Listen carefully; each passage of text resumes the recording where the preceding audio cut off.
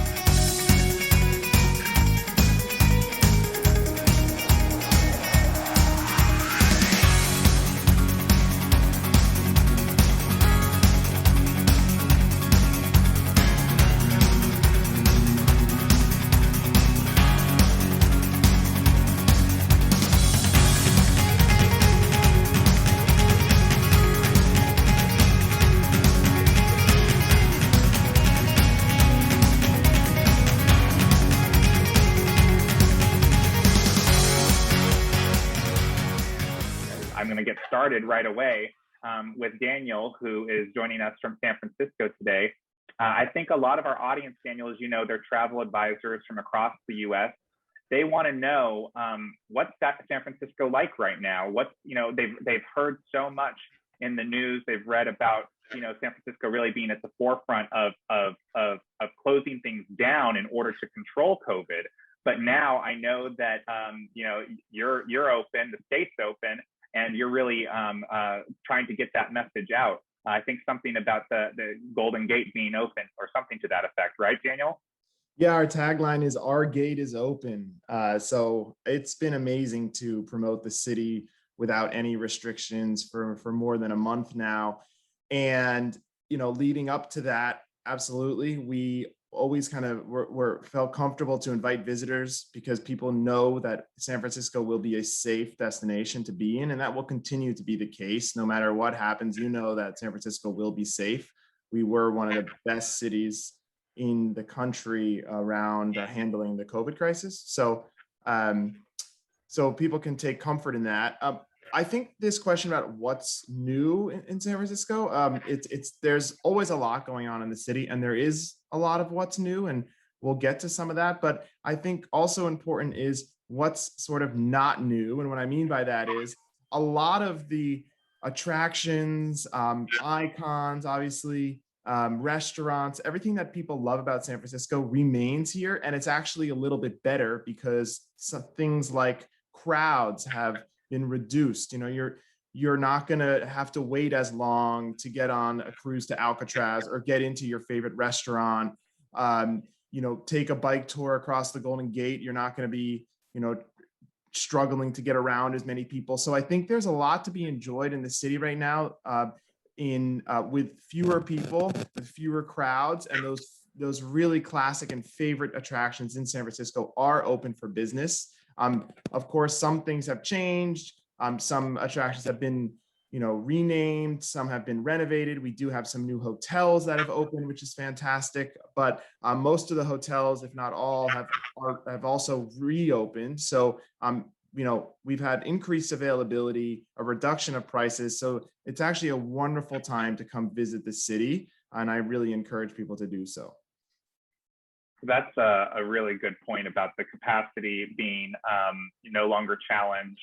In some part because you don't have international or business travel that's come back yet, right? So the leisure domestic travel is able to really enjoy those attractions, like Alcatraz is a perfect example, right? It's always was so hard before to even to get tickets to be able to go. And then the hotel rates, I think, are in the industry maybe welcome news to some degree because they had grown so much. I know not on your end, it's always good to have a higher kind of return for the hotels, but for people who are looking at what they can get in San Francisco relative to before, it really is a great value, right? And that's I've always said that we're actually a destination that offers a lot of value. When you look at a lot of our top attractions, they're either free or very cheap. I mean, to cross over the Golden Gate Bridge is free. Of course, if you're going to rent a bike, okay, that's $20. To go to Golden Gate Park, to go to the Painted Ladies, Alcatraz is not expensive. So a lot of the expenditure came from that high hotel rate, which was, of course, great for our city in many ways. But I'm happy promoting tourism that there is that lower rate and now even more value to be found in San Francisco. And you might have some extra money to spend on that really special dinner at one of our Michelin-starred restaurants, which are still there, open for business, and now offer even outdoor seating for people that want to sit outside. But we'll talk more about culinary later in the webinar, but that's a perfect example of something that's been improved in the city. So we're still that perfect culinary destination now with expanded outdoor seating, streets are closed off. So there's been a lot of positive changes in the city that people really need to come and see for themselves. Great. Well, we're going to get back to the outdoor kind of dining because I know that that's really changed across the state. But I wanted to move on to our next destination in our kind of road trip journey across Northern California, which is Sacramento, the state's capital, the civic capital, and really a historic center for our state. But also, Sonia, people don't necessarily realize some of the cultural or even culinary aspects of Sacramento as a destination. So I ask you the same question: what's new, but also what has been around that people maybe didn't realize about your destination? Yeah, I mean, kind of a little bit what Daniel was saying. I think people have the opportunity to do some of the activities that they may not have had a chance to do because they're here typically on business or for a convention. And I know that we're seeing a lot of our local residents taking advantage of some of these attractions and places to visit that they may not have in the past, and particularly with the shutdown, we have so many outdoor activities that people can do. Families were going out to our historic district of Old Sacramento waterfront, where they put up a Ferris wheel last year that was scheduled to be taken down like at the first of the year, and decided to leave it up all year as well. Our museums are open with mostly with reservations. We even have, I have to laugh, and we can get back to this, but Sacramento History Museum literally has a TikTok star, Howard, who's in his 80s, who has been a volunteer docent, who's been doing the printing press for years and became a star. So it's kind of like what's old is new again here in Sacramento. The biking along the American River Parkway is definitely things that people are able to do, and it's less crowded for folks to go out there and enjoy their time. We were fortunate to have a couple hotels continue construction in the downtown and midtown areas, both from a Hyatt and a Hilton. They were all boutique properties that were opening. So, there were things that we were able to take advantage of again and capitalize on during the closure and the shutdown. But now people are rediscovering things to do in the area, and also to get out of what are our downtown and midtown core to the outer areas, outside of those areas, to some of the neighborhoods, and start to appreciate some of the more local fare, if you will, made by some of our second and third generation or first generation people from who weren't born here. So I just think people are rediscovering what's here, and certainly our gold rush history is very important to us, and that's typically what people know us for, as well as the Capitol. But it's just nice to be able to experience some of the other activities that make Sacramento what it is. Great. And you mentioned the two hotels that kind of kept building during the pandemic, the Hyatt and Hilton, which I'm sure are bookable on our website on American Tours. Are those open already? One is open, one called Fort Sutter, which is a Hilton property. It's got a little over 100 rooms, so that has opened. That's actually close to the Sutter and UC Davis Medical Center. And the other two are scheduled to open later this year or first of 2022. So one is the Exchange, which is actually was actually built from a repurpose called the Fruit Building in downtown Sacramento. It's also located right next to the Kempton Hotel. Yeah. So that is scheduled to open sometime this year. I'm hearing fall, but probably by the end of the year. And then there is a Hyatt Centric that is opening right next to the Golden One Center, which is where our NBA Kings play, as well as numerous concerts and activities. They have an outdoor plaza. So that'll be opening too. And that actually has about, I think it's like 172 rooms. So we have two scheduled to open and one is open. And there's about 2 or 3 on the horizon, including a Marriott property. But I don't have any more information on that, but we're getting more boutique hotels in the area. Great. And all of the properties you mentioned we work with and are bookable with ATI and commissionable. So that's really good. And it's also important, I think, that when you are adding these types of properties and you're bringing back online properties that were always that were there before, the kind of rate discussion that we had that Daniel and I had, I imagine that you're not seeing a kind of it's still affordable for people to come visit, both weekday, weekend. What's the situation there, Sonia, with the kind of affordability of hotel rooms in the city? Yeah, because we're seeing quite a few of our regional residents spending weekends in Sacramento, the rate's actually competitive, I would say, on the weekends. But weekday, again, we are at our core still in meetings and conventions town, as well as business. The Capitol is in I actually know this, I think they're in recess now, so you won't have a lot of the Capitol business right now. But I suspect that they will open the Capitol again for the public, at least by fall. So we'll see more transient business coming through. So the weekday rate will definitely still bump up a little bit. But the last report I saw is that rates will still be pretty good for folks coming in, even if it's for a leisure visit. And business as well. Okay, good. Well, as we journey up the Sierras to Lake Tahoe, I think it's a different picture when it comes to rates right now there. But Tony, we'll first let you kind of talk about, what's new in the Lake Tahoe area, what what's different, and then I would like to understand what's going on with hotels and rates in the region. Well, it's another beautiful day here at Lake Tahoe, Nick. Thank you. And hello to everybody watching today. I am here in South Lake Tahoe. We're in peak season, so July and August for us tends to be peak season. Plus weekends, the rate does spike at the weekend, and that's mainly due to the drive market from Sonia and Daniel, San Francisco and Sacramento. So people like to come up here for the weekend. If it's hot down there, they might want to come up here.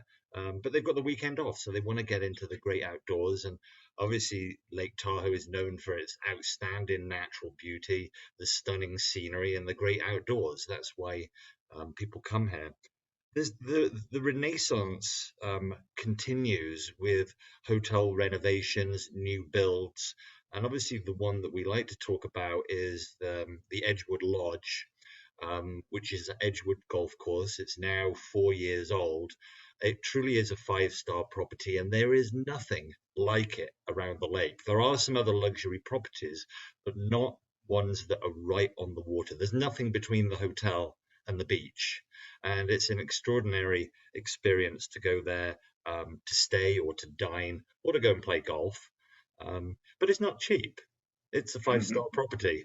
So you add weekend rates and that property, it's expensive at the weekend. But there's new builds and renovations.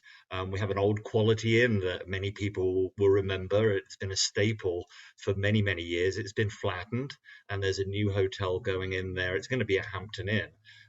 So it looks beautiful. That's scheduled to open later this year. And what's been happening in the downtown area on the California side is people have been buying up old motels, multiple in some cases, renovating them, and they're kind of these hip, trendy eco hotels now, with meeting spaces and a communal kind of bar and wine and coffee areas. So they're great. Places like the Beckett, the Coachman, and Base Camp. So they're a good option. But really, we've got everything from 5-star luxury all the way down to really affordable, if you're on a real budget, 2-star motels. I know with this itinerary, we're looking at Tahoe Lakeshore Lodge and Spa. That's absolutely one of my favorites. I've even stayed there myself. I send friends and family there. It's a smaller hotel, maybe 3-star, but it's right on the water.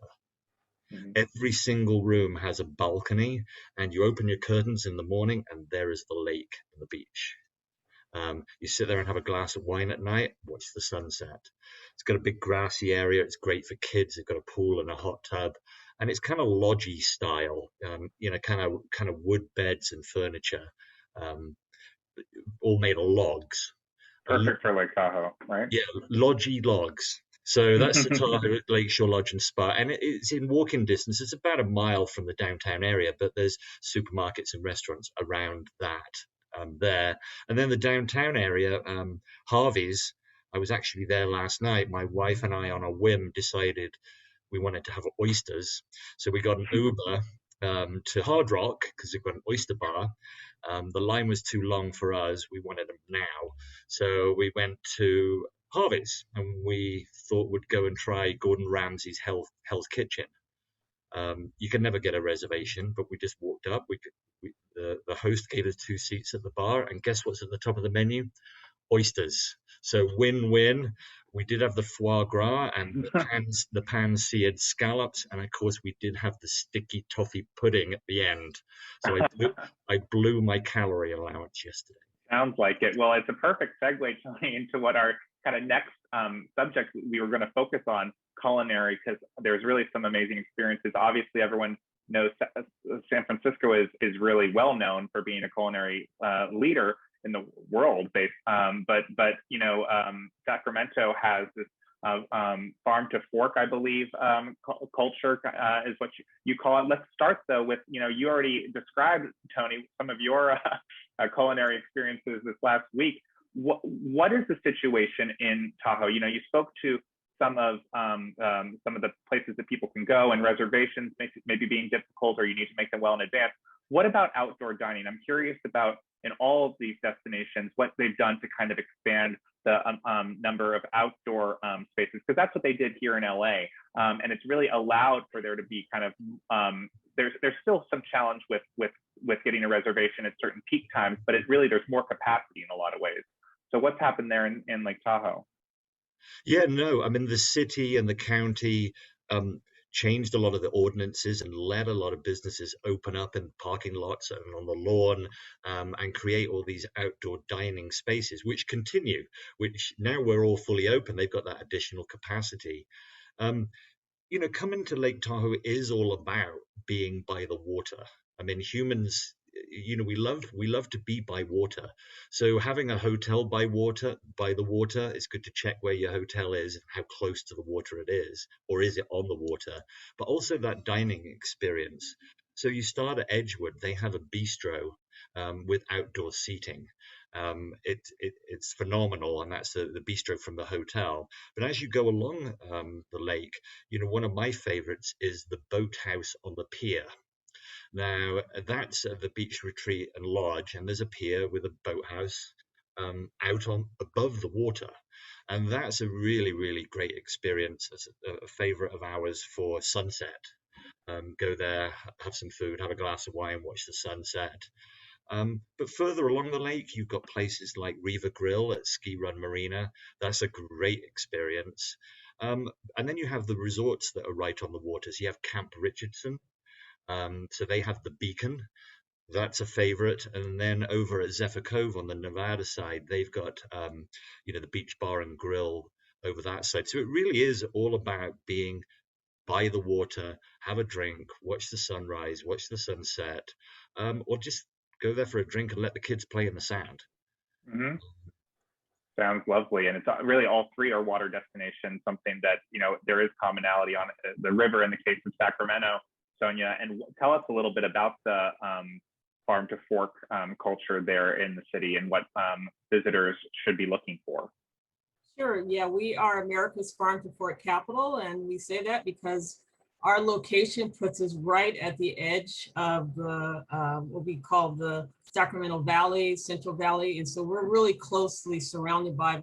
We count about 150 different crops within very close by to us, which means shipping to Sacramento wasn't a big problem for us during the pandemic. So a lot of our restaurants were able to maintain that farm to fork ethos that we like to talk about. Essentially, we have a lot of homegrown chefs. We're here, left, came back, and started their restaurants here. And we're able just really to take advantage of the foods that are cooked literally in our backyard. And I know California, particularly San Francisco, certainly have that opportunity. But I just see our restaurants as we're very chill about it. Our chefs come out.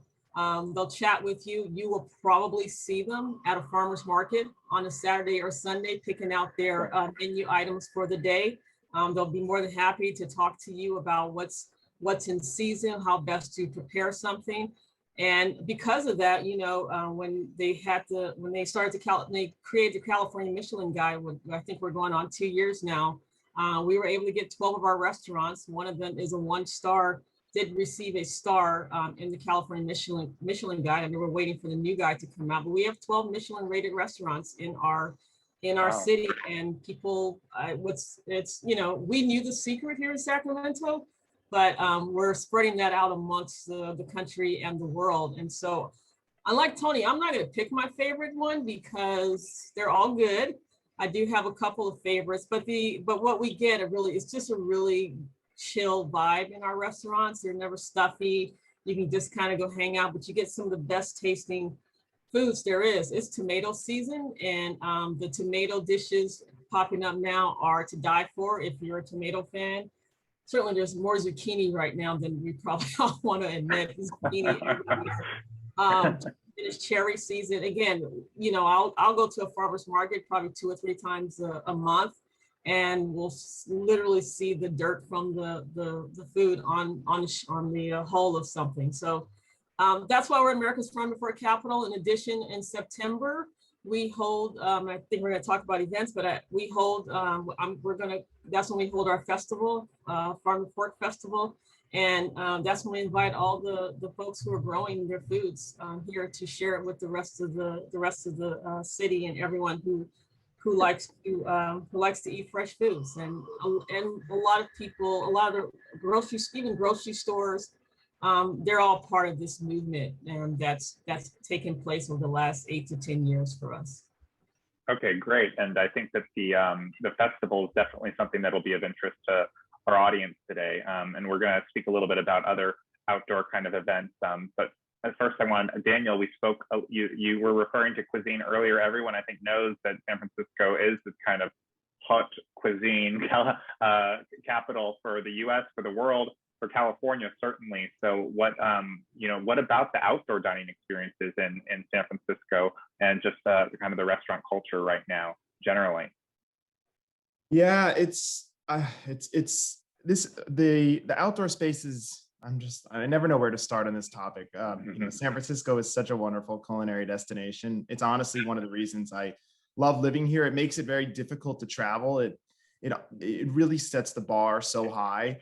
We share many of the reasons Sonia was talking about, being surrounded by farms, the ocean, all these fresh ingredients. And then there's just this culture of excellence and innovation and diversity. San Francisco, while a relatively small city, actually, fewer than 1 million people, we have so many rich cultural heritages here and histories that's really captured in the culinary cuisine in San Francisco.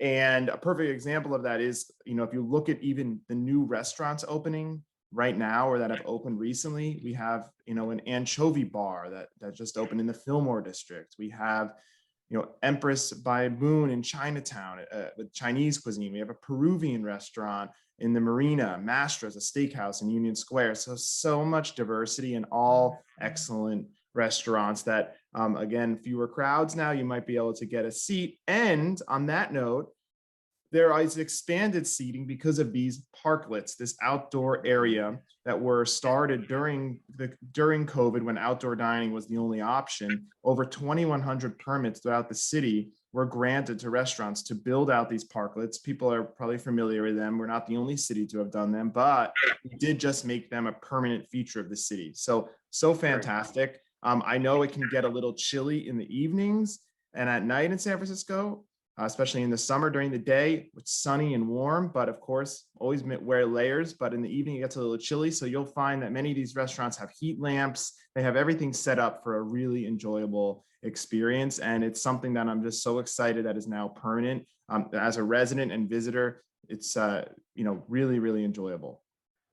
Daniel, I'd love to talk a little bit more about the kind of outdoor experiences that you would recommend, this late summer and even into the fall there? Yeah, honestly, I'm not from San Francisco originally. I'm from the East Coast, and I moved here intentionally because I love the outdoors. I love nature, and it's something that is so that San Francisco really offers above and beyond most cities in the world. It is one of the most beautiful cities. We have wonderful weather. Of course, it never gets it does get a little bit chilly in the evenings, but it also never gets too hot, and it's never freezing. It's just bring a layer. During the day, you're gonna be wearing your t-shirt, just bring one layer. So in the evening, if it gets a little chilly, you have that there for you.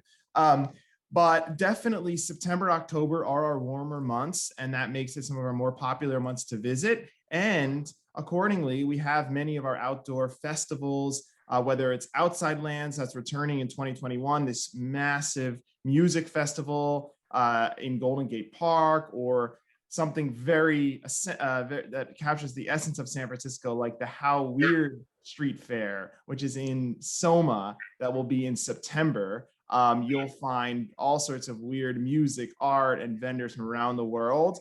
So that's something fun. Fleet Week is going to come back.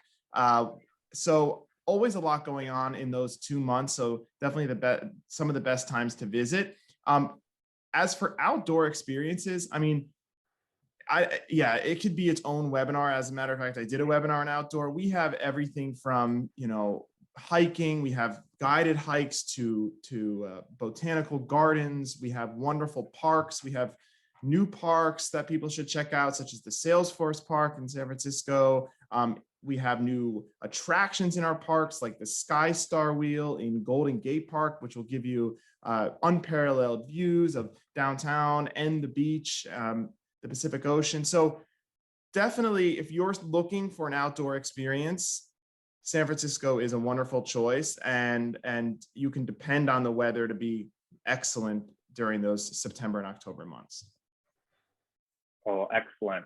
Thank you so much, Daniel. I think, Sonia, going into you mentioned one festival, others that you'd like to mention, or some of the outdoor kinds of activities that you know, that Daniel was speaking to in San Francisco. I know also you know, can be exist in Sacramento as well. I know along the river especially is somewhere where you have a lot of activities that you'd like to maybe tell our audience about today.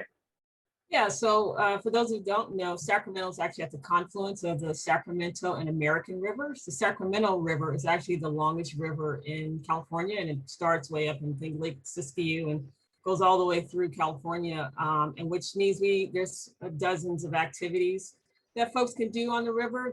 Probably one of the top things that you can do, particularly on the American river side, is whitewater river rafting. A guide told me, I can't corroborate him, but I trust him since I stayed in the boat.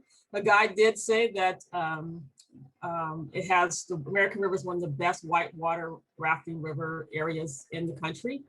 And in fact, this is at the time that I did, a guide said they actually will switch. They'll do California in our summer and then switch to like Australia in their summer because of how good the rapids are here. So we know we have whitewater rafting. We also know that for those who are less adventurous, floating is huge in Sacramento. You just get a rubber tube of some sort and you just float down the river. That is huge because of the beaches that line the river along Sacramento and outside the region there. More relaxed activity, right? Very much more relaxed activity, yes. Can you drink alcohol while doing that, Sonia? You can, but interestingly enough, for the high holidays like Labor Day or Memorial Day, they actually do, it is illegal to have alcohol on the river for the big holidays. And you can probably imagine why, you know, to imagine why you can't do that, because what a lot of people will do is they will use a rope of some sort and they'll attach the rafts to each other and just go floating down the river. So they want people to be safe. There'll be dozens of boats. Create a flotilla, yeah. So go at a time, not around the holiday weekend, and float down the river. For sure. In other words, yeah. And that definitely plenty of water activities. One of the big things that happens here is fishing. We're actually one of the best fishing locations in the state as well. We have dozens of different types of fish that people can catch. In fact, we have hosted a bass fishing contest here where people have caught some really large bass. And I'll tell you, I'm not a fisher person, I guess is what they're called much, but it was actually really cool to see. They go out first thing in the morning and they came back and they weighed the fish. And these were people who fish from all over the country. So we have one of the best fishing areas in the country. I've seen a lot of fly fishing along the river as well. If you are not a water person, but you like to put on a pair of shoes and go walking in the urban core, I highly recommend that you do a tour of the murals in Sacramento. We have about 800 different murals located throughout the city. We have a mural festival that typically happens in late summer or early fall, where artists come from around the country and do these amazing artwork on the walls. And there are maps available on the website that will tell you which murals to go to and what their story is. And we continue to add them, whether it's a festival or not. So with that, if you only have a couple hours or you're doing a day or two, I highly recommend that you take in some of the murals that are throughout the city. There's some really, really cool ones. And they'll be you'll just turn around, there'll be a mural right in front of you. So outdoor is good for us. We do get warm in the summer, but we have beautiful evenings because we get what's called the Delta breeze. And sitting outside eating is a wonderful experience. We also have our outdoor dining spaces that have been maintained since the pandemic. Yeah, outdoor is great. And like everyone says, it's a dry heat, so you'll survive, because I was just on the East Coast where it wasn't a dry heat. So it's a big difference. But plenty of things to do outdoor in Sacramento. I hadn't heard of the Delta breeze, different from not related to the Delta variant that we're unfortunately, all hearing about, related to the California River Delta, I imagine, right? Yeah. Well, focusing more on water, Tony, you had spoken before about that's really why people come to Lake Tahoe. Well, obviously, there's the stunning mountains around the lake, and people come to hike as well. But what are some of your favorite outdoor activities that are accessible, that our audience should know more about? Because I'm sure it's not, you can't just go on a whim and book your water ski instructor or boat, just on the fly. So maybe you could share a little bit about what they should take into account in planning water activities on the lake. Well, there's a multitude of marinas and operators around the South Shore where you can rent anything from a powerboat to a pontoon, jet skis, kayaks, paddle boards, pedal boats, anything that floats on water. You can rent, and you can actually just roll up. Okay, and great. All you need is a credit card and your driver's license, and they give you some training on how to, operate the powerboat or operate the jet ski, and then off you go. And you can rent them by the hour, the half day, or the whole day. I haven't done it this year, but I try to do it once a year, is go out with family and friends. We'll rent a boat, and there are places around the lake where you can eat and drink on the on the water, by the water. But you don't have to worry about parking your boat. They have valet. So valet come in their little dinghy up to your powerboat, and they'll drive it in and moor it on a buoy or on a pier, and then they'll take you to the restaurant and the bar. So you could do a bar crawl. No, you shouldn't do. You shouldn't. A boat bar crawl? Yeah. I think it's better if you're on a inner tube. Yeah, no, exactly. Less risky. Yeah, but that's one of the ways, renting a boat or a jet ski to go to Emerald Bay. So Emerald Bay is one of the most visited places, and of course it can get busy. So you've got to get smart about visiting Emerald Bay. Go by water. There's also the cruise boats. You could go on a cruise boat where they have another bar and a restaurant, but it goes to Emerald Bay. If you are going to drive there, be smart about it. Go there to see the sunrise or the sunset. You don't want to go in the middle of the day, because that's when everyone goes. So that's a top tip, really, is just be smart about going to Emerald Bay. Everyone wants that classic money shot picture from the head of the bay. Yeah, go get it, but go get it at the right time. Okay. There is there's a multitude of, you can go water skiing if you wanted to. You could go scuba diving. I mean, anything you can do in or on water, you can do here. But on the land, on the mountains, again, you can go hiking, rent bikes. There's a whole network of bike trails. But for everyone listening, your clients, they can choose the level of adventure they want to have. There's easy trails. There's obviously mountains you can go up. But right behind the downtown area, the state line area, the California and Nevada state line, within minutes, that's the big bed bank. That's where everybody, lots of hotels are. Right. Literally within 5 minutes, you can be at Van Sickle Bi-State Park, and you feel like you're in the middle of nowhere in 5 minutes. And people like to take a picture. They've got a California, Nevada concrete piece in the road. People like to take pictures there. But you can walk up as far as you like. But talking about this level of activity, people often go on these marked trails. They feel like they're in the middle of nowhere, but it's flat. But they'll go home and they'll tell everyone they went hiking at Lake Tahoe. Right. The same with renting a bike and going on the bike trails. They'll go back and tell everyone they went mountain biking in the mountains, but again, it was flat and they were on a cruiser, but they had a good time and they had a great experience. And, they chose their level of adventure. Yeah, there are different levels of skill and adventure, I think, in all three destinations. And so lastly, I wanted to, give you all the opportunity. We've created this package together with San Francisco, Sacramento, and Lake Tahoe, because they're really, we think, complementary destinations. Obviously, they're within driving distance.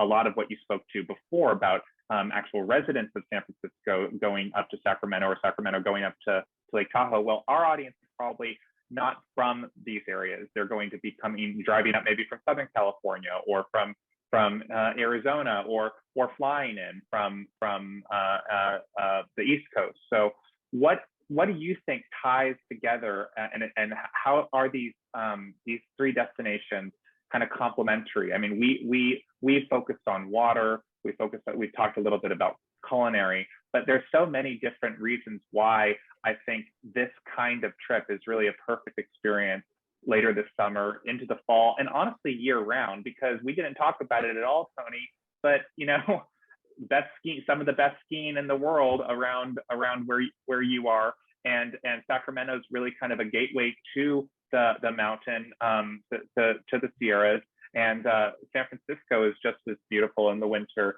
as well. So maybe talk a little bit about what makes these destinations complementary and paired well together. Daniel, I'll let you go first. I mean, I think it hopefully was clear from some of what we were saying. I mean, I think for those people looking for adventure, we all offer something unique, special. I mean, we all mentioned biking, for example, and all mentioned different levels of difficulty for adventurers. So we have electric bikes for those, nobody's going to tell on you. You still biked across the Golden Gate. It's okay that you had a little help from a battery pack.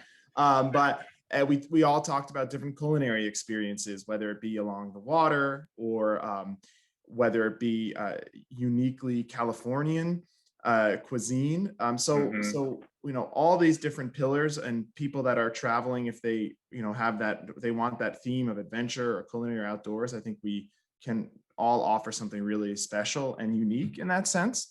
And I also think that just the ease of traveling, when you look at the itinerary from San Francisco, Sacramento, and Lake Tahoe, it will allow people to choose between maybe a week, 2 weeks, as little as, I think people can spend as much, and I mean, not as little time. Obviously, you need a couple days in each destination to get to know it, but you can easily fill up 10 days, even 2 weeks between the three destinations, and have a wonderful dose of adventure, history, and have a diverse holiday. Sonia, what do you think kind of combines? I mean, we didn't focus so much on the historical aspect. Some of the most interesting, facets of California's history really reside in San Francisco and Sacramento. But that's one of the other things that ties it together to me. And Lake Tahoe too. You have Donner Pass, some really kind of interesting pieces of history up in that area too. But what else do you think ties it together, Sonia? This really wonderful itinerary.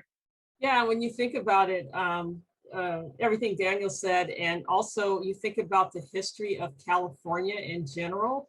We also like to say sort of Sacramento's California begins here, because the folks in San Francisco, a lot of them actually got wealthy because of the gold rush. Right? They took their money, Hopkins and all those folks took their money and built out an amazing city, which happens to be, I'm actually a native of San Francisco.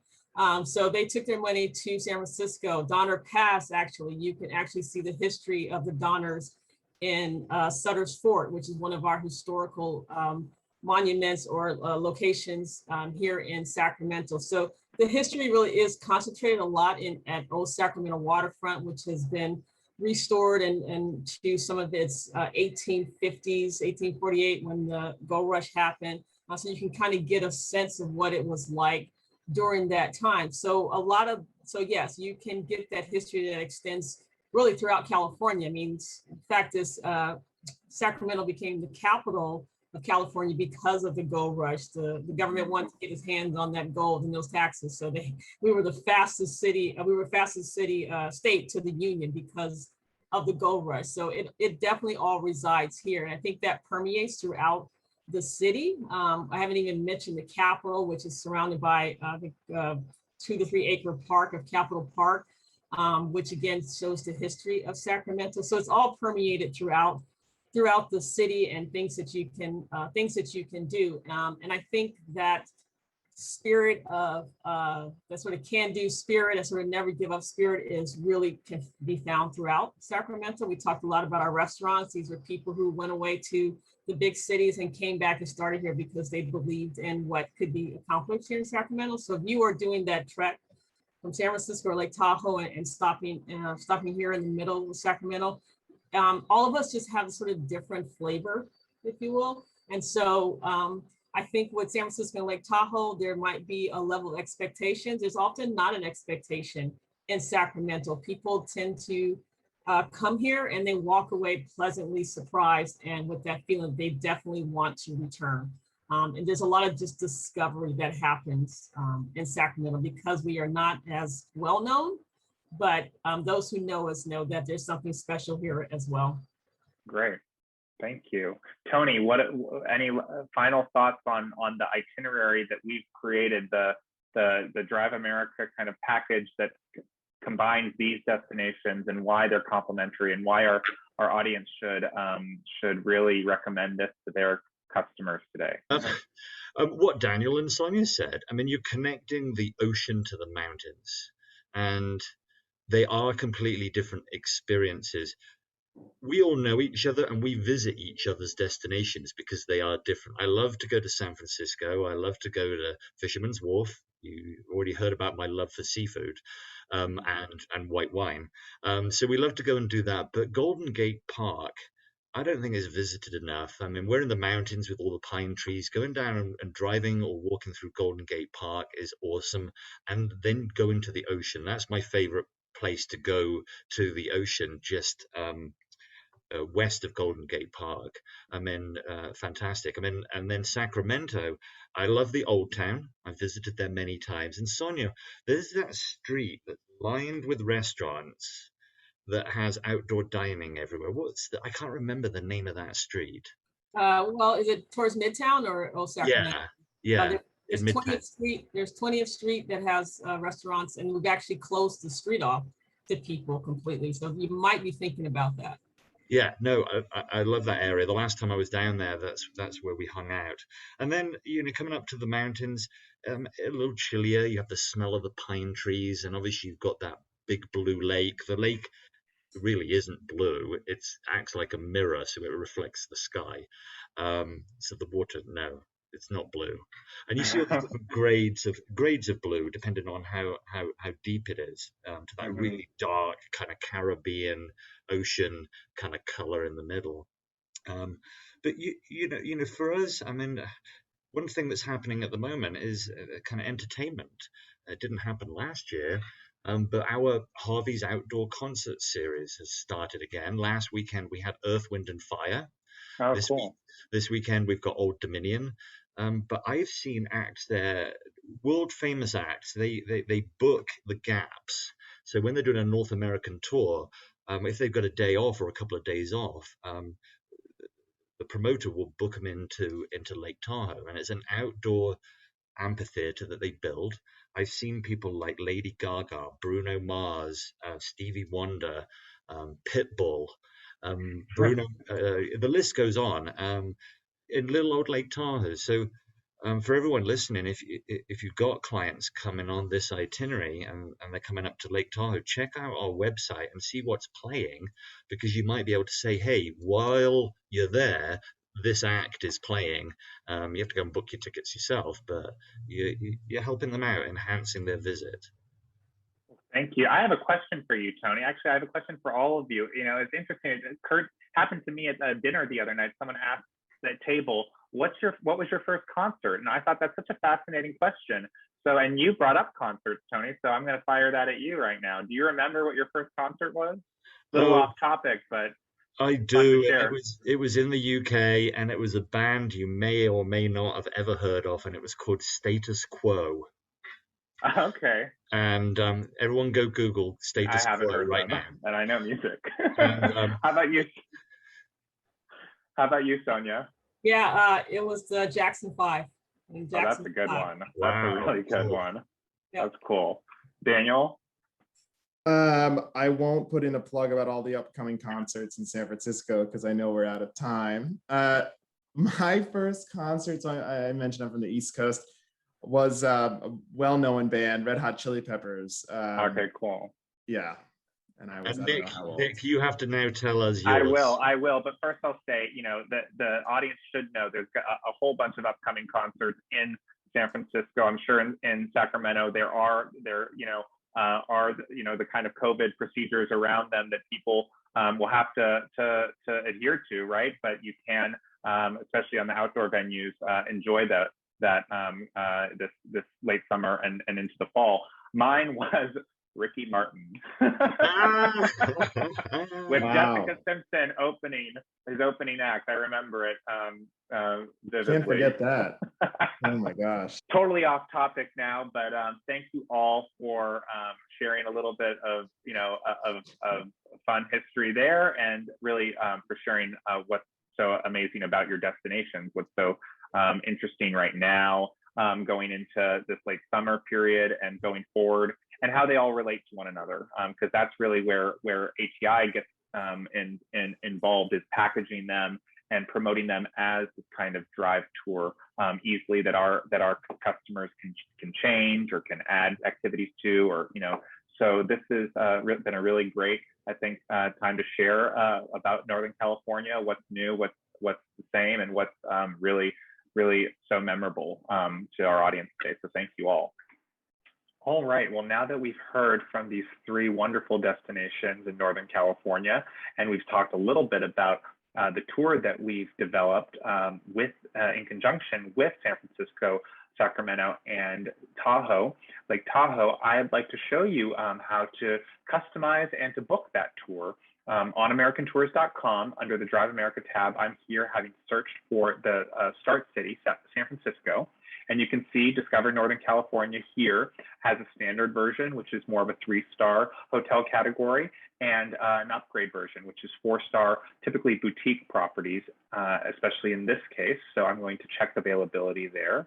You'll see the tour page, the tour webpage here. And you can either book this tour as is by searching on the start date. In this case, let's start over Labor Day weekend. They have 2 adults that are looking to go on this tour. But what I'm going to do, instead of just checking for the standard pre-built tour, I'm actually going to customize the tour. And it will be searching based on the date that I've selected here, which is the September 3rd, the Friday. So I'm going to click Customize Tour. And now we've seen that it's returned a price for the custom tour based on the 3 nights in each destination of what was already built. It also includes the personal digital documentation, which can be removed, but I suggest that you would keep it for your clients. It's a mobile app with additional information about the destinations, about the recommended itineraries, the recommended points of interest along the way. And what you'll see is the hotels that have been selected in that upgraded category are going to be 4-star, in this case, boutique properties like the Galleria Park Hotel in San Francisco, which is a great property in the center of the city. And also you can see that this includes a promotional rate, including resort fee for your customers. Now, this tour also includes a 1-day San Francisco multi-pass from Go San Francisco, which is great. It has a lot of activities, museums, tours, and attractions that are built in for that day. But I also wanted to add an e-bike tour for my customers today. And so I'm going to actually search on that on the Sunday for availability there. And if you scroll down, you'll see the various types of tours listed. But here's an e-bike rental, which is commissionable and also discounted. And I'm going to select that to be added into the package.